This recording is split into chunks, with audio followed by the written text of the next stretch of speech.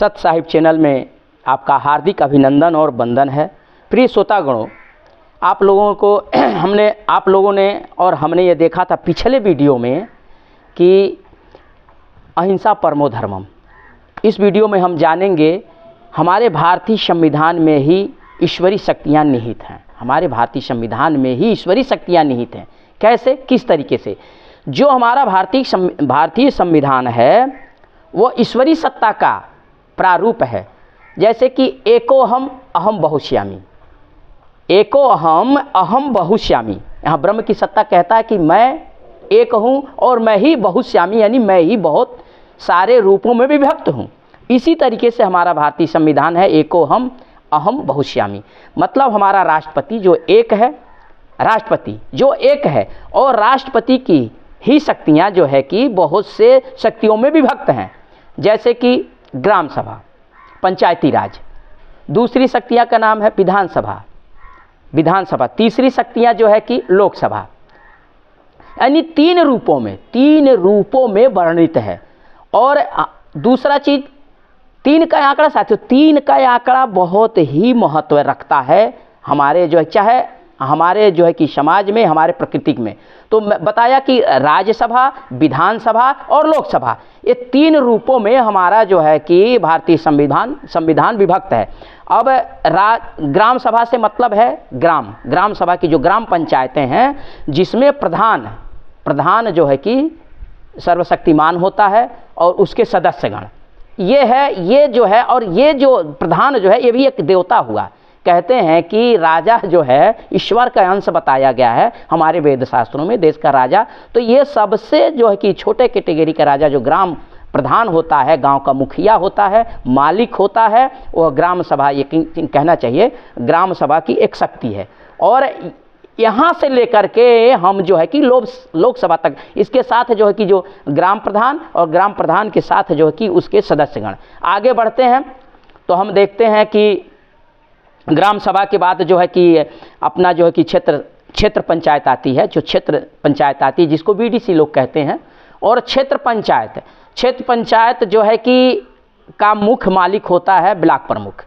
क्षेत्र पंचायत द्वारा ब्लॉक प्रमुख की गठन होती है और उसका जो है कि मुख्य मालिक ब्लॉक प्रमुख होता है। तो जो यहाँ से सीढ़ियाँ साथियों जो देख रहे हैं कि सदस्य के बाद प्रधान, यही तो 36 कोटि के देवी देवता हैं जो रखा गया, और यही शक्तियाँ हमारे संविधान में निहित हैं। हमारे भारतीय संविधान में जो है कि इसको रखा गया है, इसका महत्व है। आगे बढ़ते हैं, ब्लॉक प्रमुख से ऊपर जब जाते हैं हम तो जिले इकाई में जाते हैं, जो जिलाध्यक्ष है।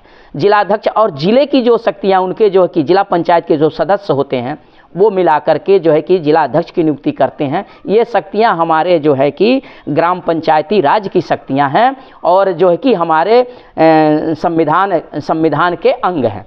तो साथियों, हम इस तरीके से हम ये जानेंगे कि जो ईश्वरीय शक्तियां हैं वो सारी शक्तियां हमारे संविधान में ही निहित है। अब आगे बढ़ेंगे, हम इसके ऊपर जाएंगे तो ऊपर हम देखते हैं कि विधानसभा। अब विधानसभा में जो हमारे पूरे राज्य के जो विधान सभा की जो निर्वाचन प्रणाली है, जो विधायक होते हैं वह जो है कि मिल करके एक मुख्यमंत्री का चयन करते हैं, जिनके द्वारा जो है कि हमारे यहाँ जो एक राज्य की जो मूल पावर जो है, शक्ति है, जो मुख्यमंत्री के रूप में वर्णित होता है।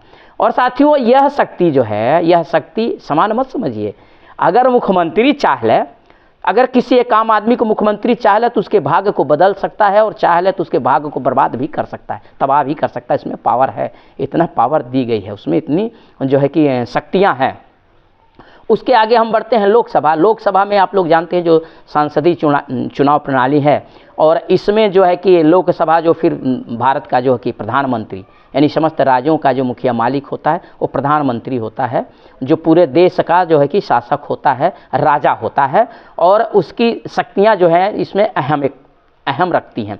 अब इस तरीके से जो हमारे यहाँ जो संविधान का जो है कि गठन है, जैसे कि एक अहम बहुश्यामी, यानी बात वहाँ एक उस सत्ता की है, उस एक सत्ता यानी राष्ट्रपति की ही शक्तियाँ नीचे स्तर तक आ रही हैं, जो कि लोकसभा, फिर विधानसभा और जो है कि पंचायती राज में उसी की शक्तियाँ हैं जो है कि यहाँ पे विघटित हुई हैं, खंड खंड में बटी हुई हैं। तो इस तरीके से हम कह सकते हैं जो भी 36 कोटि के देवी देवता बताए गए हैं, जो दिखा रहे हैं, वो हमारे इस संविधान के शक्तियों में निहित हैं। संविधान की शक्तियों। दूसरी चीज़ हमारे यहाँ जो है कि कार्यपालिका, व्यवस्थापिका और न्यायपालिका, यही जो ये त्रिगुण, ये हमारा संविधान भी त्रिगुण रूपी है, यानी 3 गुणों से, 3 रूपों से, 3 गुणों से विभक्त है। जैसे कार्यपालिका ही को हम मान लेते हैं कि ब्रह्मा जो सृजन करती है, कार्यपालिका। व्यवस्थापिका विष्णु जो व्यवस्था बनाती है। न्यायपालिका जो शिव है, जो है कि जो आरजक तत्व हैं, इनमें जो इन शक्तियों में जो व्यवधान पैदा करते हैं उनको जो है कि दंडित करती है। तो यह है ब्रह्मा विष्णु महेश, ये 3 त्रिगुण रूप शक्तियों का निहित है। और इन तीनों रूपों से हमारा जो है भारतीय संविधान सम्मिलित हो करके बना हुआ है, और हमारा भारतीय संविधान जो है कि यह 3 रूपों से चल रहा है। अंत में हम देखते हैं, अगर जब किसी विशेष परिस्थिति में संविधान में यह है कि सारी संविधान की शक्तियां जो है कि नष्ट होती हैं, क्षय होती हैं, और पूरी शक्तियां राष्ट्रपति के हाथ में निहित हो जाती हैं। तो यही तो जो हमारे संविधान में है, जो हमें संविधान में दिखाता है, वही वेदांत शास्त्र, वेदांत और मीमांसा में भी कही गई है कि जैसे एक सर्वोपरि ईश्वर है, और सर्वोपरि ईश्वर की ही जो है कि सारे अंश है, एक कृति हमारी सृष्टि है। तो सेम टू सेम वही चीज़ें हमारे इस संविधान में रखी गई है। तो साथियों, अगर आपको मेरा यह वीडियो समझ में आ रहा है, अगर अच्छा लग रहा है, तो आप लाइक करें, शेयर करें, सब्सक्राइब करें, लोगों तक पहुंचाएं। सत साहिब निरंकार, निरंजन निरंकार की जय, सनातन ओमकार की जय, आदिवासी साहिब गुरु की जय। जय हिंद।